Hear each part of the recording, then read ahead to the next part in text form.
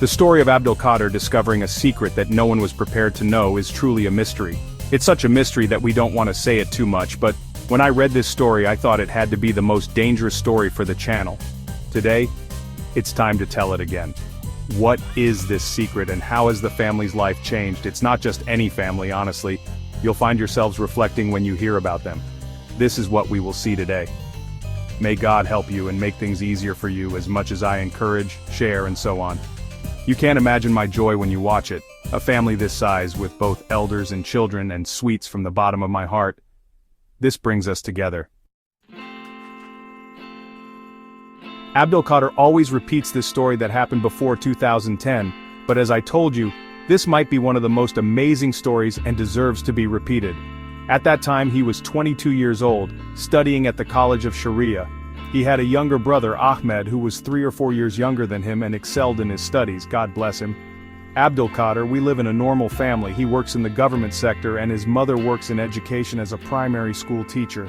Anyway, what happened close to us is, the family's grandmother lives in an old village, which is my mother's origin. As for the rest of my uncles and aunts, some of them moved to Europe, and some to the Gulf. There was no one close to us in the family. It was in a nearby city and we rarely saw her, especially me and my brother. We would go to see her once a year, sometimes once every 2 years. She would go to stay with her, spend some time there and then return to her usual state. As she grew older, she didn't like to move around much. She didn't come to visit us and said, "No, let me stay here."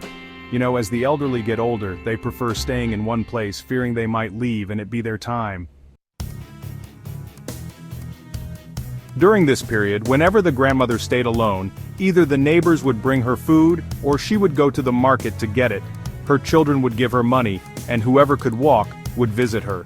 Despite her old age, she was still healthy.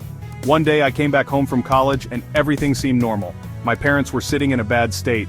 I asked them, "What's wrong?" They replied, "We're fine." But something seemed off. "What's going on?" I said, "Why did they come early? Are they arguing or what?" My brother and I were at home. Anyway, I asked, "What's happening?" I said, "No problem." Then the argument came back. He said, No, Abdulkader, it's serious." I said to him, "Ahmed, keep going, mind your business." He replied, "I wasn't afraid of you, but these days I've been calling Grandma and she always answers, but these days she hasn't.